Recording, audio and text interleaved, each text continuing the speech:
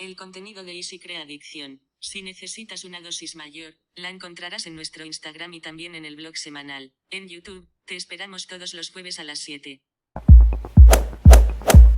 Hola chicas, chicos, ¿qué tal? ¿Cómo estáis? Bienvenidas y bienvenidos una semana más al canal de Easy. En esta tercera entrega os hemos preparado un vídeo que creemos que es bastante interesante para todas aquellas y aquellos que atendáis patologías de pie y tobillo en consulta.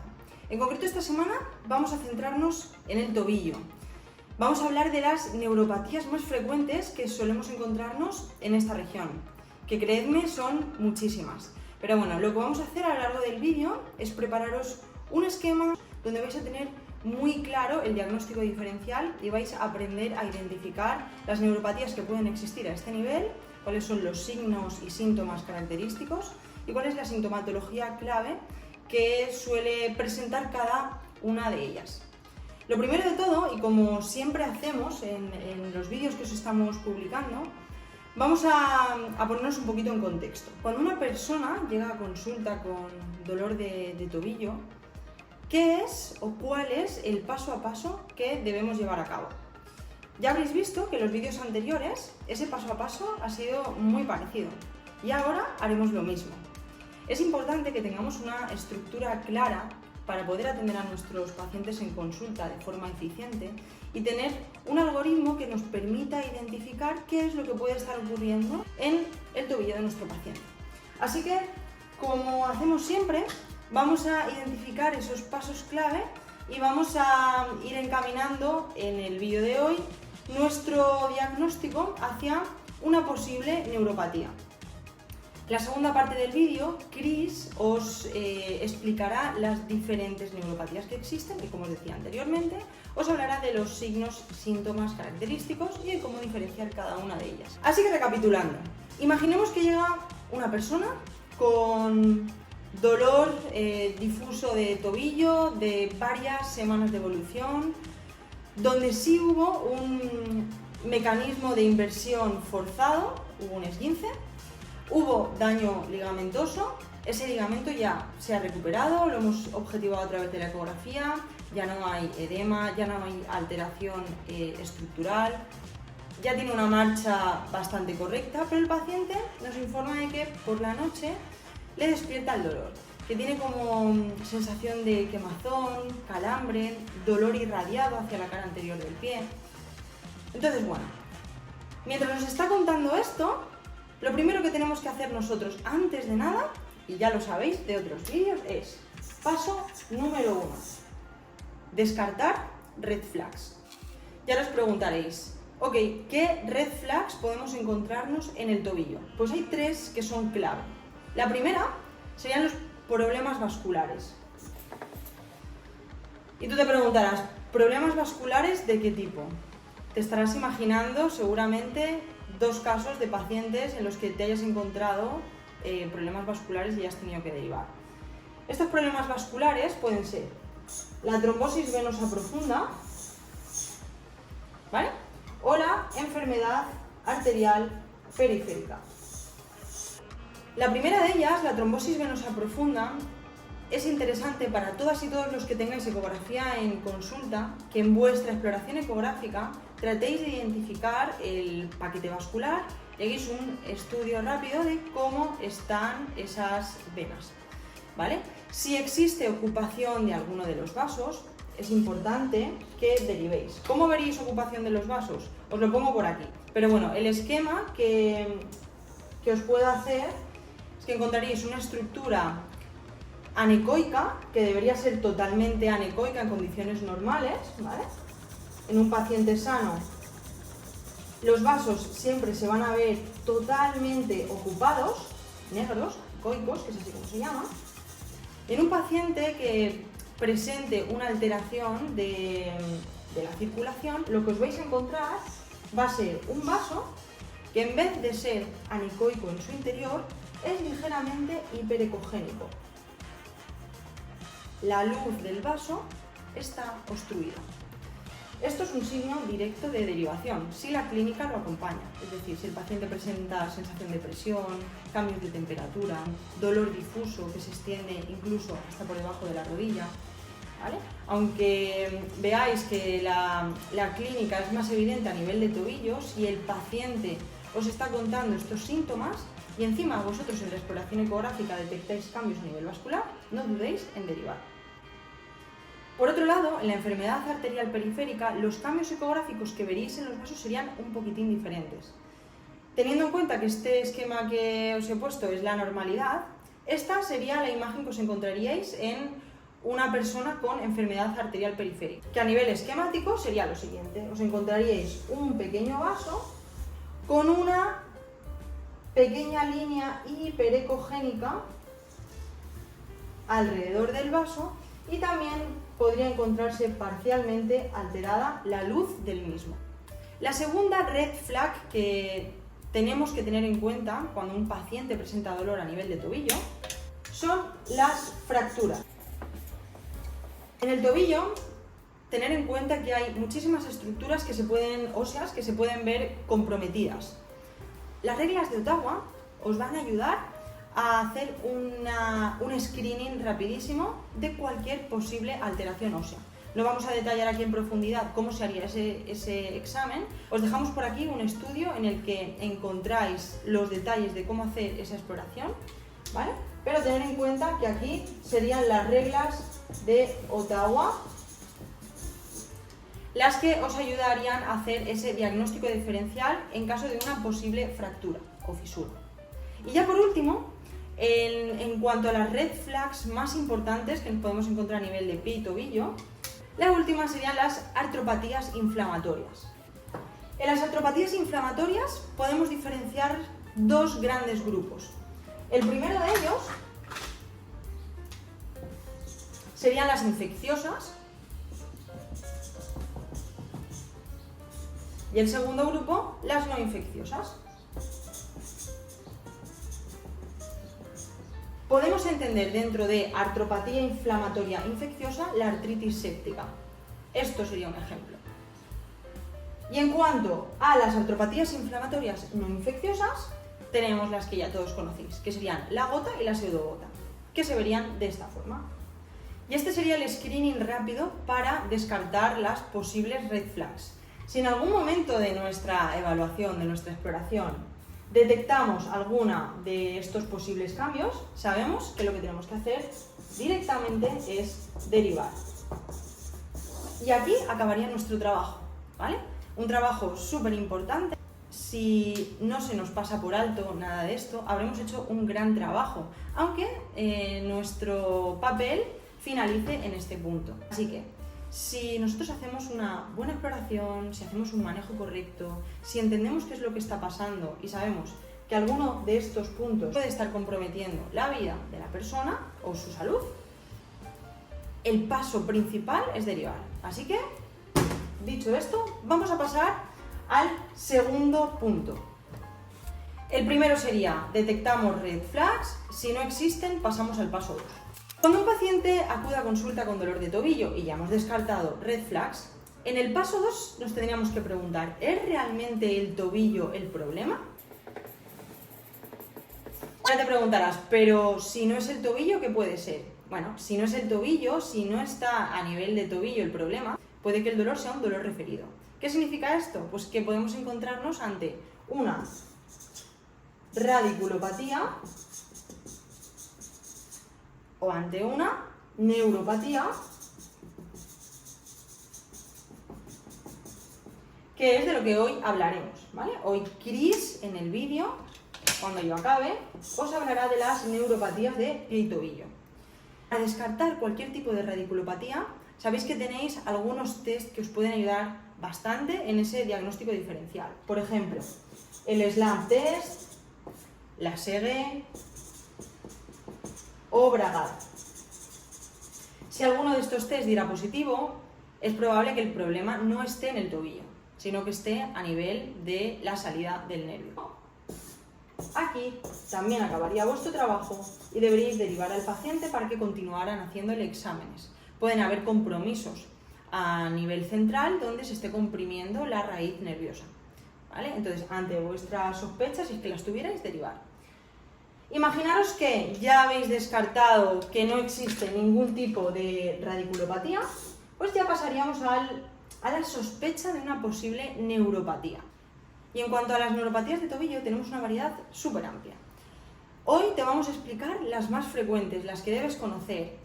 Debes conocer unos signos y síntomas característicos que te ayuden a entender qué le está ocurriendo al paciente y el porqué de su dolor. Ahora Cris os hablará de la neuropatía del nervio peroneo, del nervio tibial, del nervio sural y de algunas de sus ramas. Ya sabéis que en el peroneo tenemos nervio peroneo común, nervio peroneo superficial, nervio peroneo profundo, de alguna de las ramas calcáneas del sural. Bueno, os va a hablar un poquito de todo esto y os va a ayudar a entender el porqué del dolor. Así que yo ya me callo y os dejo con Cris. Las neuropatías no sistémicas del tobillo y pie generalmente hacen referencia a la compresión o al estiramiento excesivo de uno de estos nervios, o bien del nervio peroneo común y sus ramas, ahora lo veremos, el nervio tibial también y el nervio sural. Algunos síntomas y causas comunes son los siguientes. Generalmente a los nervios no les gusta ni que los estiren en exceso ni que los compriman en exceso. Pensad que los nervios están preparados, ¿vale?, para estar sometidos constantemente a estiramientos y a compresiones, porque por los propios movimientos naturales que hacemos las personas todos los días, pues esto ocurre, ¿no? Y los nervios se ven sometidos a este tipo de fuerzas. Pero tienen unos límites, una tolerancia. Y si excedemos esos límites, pues entonces podemos llevar a neuropatías. En cuanto al estiramiento, las causas más comunes de sobreestiramiento nervioso, ¿no?, pues serían los esguinces, una inversión forzada o una mala mecánica a la hora de correr, a la hora de hacer alguna actividad deportiva, llevado más allá en el tiempo, no de correr mal un día te va a aparecer una neuropatía, puede que sí, pero lo general es que para que esto ocurra, pues debe de darse en tiempo consecutivo. Y luego las causas más comunes de compresión pues son opresiones externas al calzado, masas que ocupan espacio, pues gangliones, quistes, también podrían ser incluso inmovilizaciones prolongadas. Ahora lo vamos a ver más en la parte de los peroneos, es algo bastante típico, ¿no?, que cuando alguien se rompe algún hueso de la rodilla hacia abajo, ¿no?, y lo inmovilizan o con un yeso o con una inmovilización al uso, pues si esta inmovilización comprime alguna de estas ramitas nerviosas, pues puede llevarnos a una neuropatía. Y luego también pues varices o inflamación local. Al final, la inflamación focal, pensad que eso también conlleva una acumulación de sustancias proinflamatorias, y estas sustancias proinflamatorias pueden sensibilizar pues fibras C, fibras A delta, llevando a irritaciones nerviosas también. Y luego los síntomas clásicos de las neuropatías son dolor que empeora al soportar el peso, dolor quemante, ardor, este dolor paroxístico, lacerante. Pueden notar también parestesias y entumecimiento a lo largo de la distribución del nervio dañado, y debilidad y atrofia de la musculatura que inerva. Generalmente, la debilidad y la atrofia de la musculatura que inerva son hallazgos más tardíos, salvo ciertas lesiones nerviosas, pero generalmente son hallazgos que se ven pues más hacia adelante, ¿no? Lo primero que solemos encontrar, lo más relevante, porque sí que es cierto que la pérdida de fuerza es de lo primero que ocurre, pero muchas veces no se da cuenta la persona, pero sí se da cuenta de este entumecimiento, de este acorchamiento, de esta parestesia. Entonces, como es lo primero que nos van a decir, pues es lo primero que tenemos que tener en cuenta para saber qué puede estar ocurriendo. Vamos un poquito a profundizar sobre pues, las neuropatías de los nervios que he mencionado, ¿no? En cuanto al nervio peroneo, decíamos que puede haber una compresión o un sobreestiramiento del nervio peroneo común o bien del nervio peroneo superficial o profundo. El nervio peroneo común, el lugar de atrapamiento más frecuente suele ser por la cabeza del peroné, ¿vale? Y por debajo del peroneo largo. Generalmente es una compresión que es más rara, salvo que haya habido alguna compresión externa, pues o bien una férula, como os decía, un yeso, un tumor, un quiste, una inmovilización prolongada, ¿vale? Un sobreestiramiento, un trauma directo, pues todas las causas que hemos visto anteriormente. Y los síntomas, estamos hablando del nervio peroneo común, es decir, hemos cogido el nervio peroneo antes de que se divida en superficial y profundo, por lo que podemos encontrar síntomas tanto en el lugar de la compresión como a lo largo de toda la distribución axonal, tanto del nervio superficial, del peroneo superficial, como del peroneo profundo, porque todavía no se habían dividido, ¿ok? Luego, en cuanto al nervio peroneo superficial, el lugar de atrapamiento más frecuente suele ser cuando este nervio perfora la fascia profunda para hacerse subcutáneo. Este nervio, en el tercio distal de la pierna, unos 10-15 centímetros por encima de la articulación del tobillo, ha de ser subfascial a ser subcutáneo. Entonces es mucho más factible, ¿no?, que se lesione porque es mucho más superficial, y muchas veces esta ramita también se altera cuando, por ejemplo, hay esguinces, ¿vale? Esto es un dato clínico que yo os dejo, pero a veces hay esguinces y el esguince se recupera, pero a la persona se le queda un dolor residual en esa cara lateral del tobillo que no acabamos muy bien de entender. Y a veces es este nervio peroneo superficial, cuando ha pasado de ser subfascial a ser subcutáneo, que ahí se ha quedado irritado. Entonces, en estos casos los síntomas suelen ser el entumecimiento y el hormigueo a lo largo de la cara lateral de la parte inferior de la pierna y del dorso del pie, y la exacerbación de los síntomas cuando presionamos estos 10-15 centímetros por encima de la articulación del tobillo, ¿vale? Incluso puede la persona decirnos que el dolor se le va a esa cara lateral del tobillo, que puede ser que sea la que le está generando síntomas. Y luego, en cuanto al nervio peroneo profundo, pues el lugar más común en el que se suele afectar es en el dorso del pie y en el túnel tarsiano anterior. Los síntomas pues van a depender del lugar de atrapamiento y sobre todo de pues las ramas que se hayan visto atrapadas, ¿no? Si estamos hablando del lugar de atrapamiento por encima del túnel tarsiano, pues entonces generalmente las alteraciones son sensitivas y motoras. Si es por debajo, generalmente la alteración es más puramente sensorial. Esto lo digo para que cuando nos diga la persona cuáles son sus alteraciones, si nota, además de alteraciones sensoriales, si nota pérdida de fuerza, si nota cosas más relacionadas con la motricidad, eso nos puede llevar a pensar que el atrapamiento se ha dado por encima del túnel tarsiano, ¿de acuerdo? Si solo es sensitivo, pues entonces podemos pensar que sea por debajo del mismo, porque la rama motora lateral ya se ha desviado. Y luego seguimos con las alteraciones del nervio tibial, ¿no?, y de la parte posterior de la pierna, las neuropatías. Bueno, pues tenemos el nervio tibial posterior en la pierna y el síndrome del túnel del tarso. Esto en cuanto al nervio tibial. En cuanto al nervio tibial posterior, es raro que se comprima en la zona del hueco popliteo. Si lo hace, suele ser porque hay una masa ocupante de espacio. Puede ser por un quiste de Baker que esté ocupando un espacio que no le corresponde. Es su sitio, ¿no? Pero si está ese quiste de Baker pues lleno y eso me puede estar comprimiendo alguna ramita nerviosa, pues puede ser que haya una neuropatía nerviotibial posterior por estas causas. Tumores, quistes, aneurismas, ganglios, ¿vale? Estos son ya causas un poquito más graves, ¿no? Y que tendríamos que intentar detectar, pues si las podemos detectar lo antes posible, porque esto es un motivo de red flag. Pero a veces no es una red flag así, a veces es lo que digo, a veces es un quiste de Baker que está ocupando el espacio y que me está comprimiendo la rama nerviosa. En cualquier caso, pues hacemos una exploración ecográfica si disponemos de ecógrafo, ¿vale? Para intentar pues ver si hay una masa que puede ser o qué puede estar pasando ahí.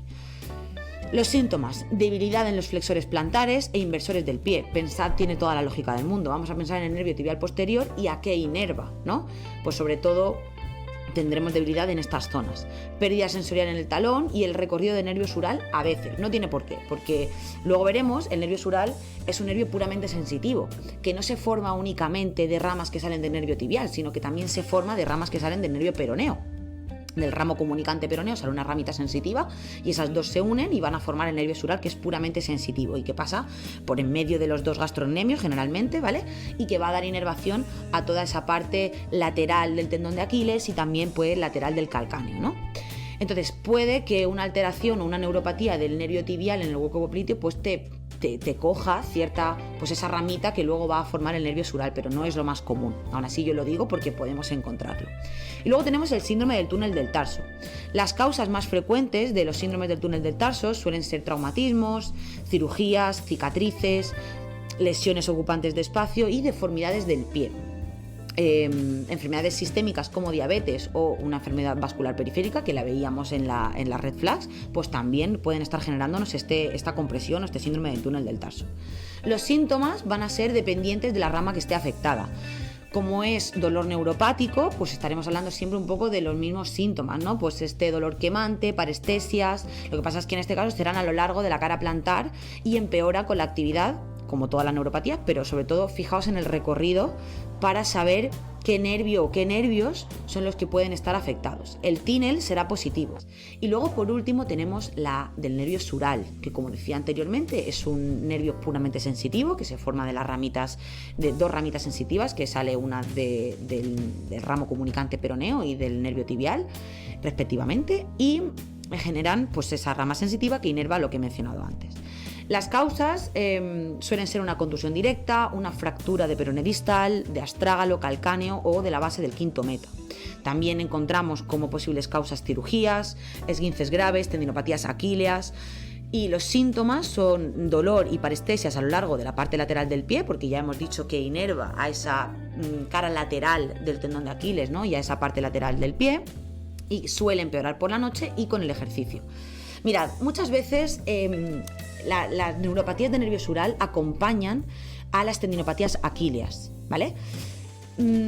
Es muy próximo al tendón de Aquiles, o sea, pasa pegado. Si abriéramos un cadáver, veríamos que el nervio sural pasa pegadito a la cara lateral del tendón de Aquiles. Entonces, a veces cuando hay afectación del tendón de Aquiles, pues se afecta también el nervio sural. Por eso muchas veces es una ramita que se trabaja cuando hay dolor de tendinopatía aquílea, ¿vale? Para intentar mejorar esos síntomas.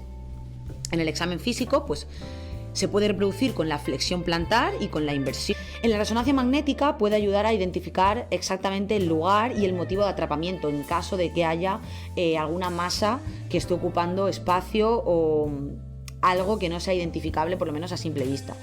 Esto de la resonancia magnética no solo para el nervio sural, realmente en cualquier neuropatía, si sospechamos que puede haber alguna masa que puede estar ocupando un espacio que no le toca, ¿no? Y que puede estar generándonos estos síntomas nerviosos, pues entonces una resonancia magnética siempre será la herramienta de elección para ver qué es lo que puede ser y pues el tratamiento de elección. Chicas, chicos, espero que os haya servido, que os haya ayudado, que hayáis cogido apuntes de todo el contenido que os hemos ofrecido. Recordad una cosa, y es que todos los jueves a las 7 tendréis nuevo vídeo en el canal. Si queréis que YouTube os avise, activad las notificaciones para no perderos ningún vídeo. Tenéis estos dos otros vídeos de las semanas anteriores. Tenéis nuestro Instagram, el blog y muchísimo contenido gratuito al que podéis acceder para seguir aprendiendo todas las semanas. Así que espero veros la semana que viene. ¡Hasta luego!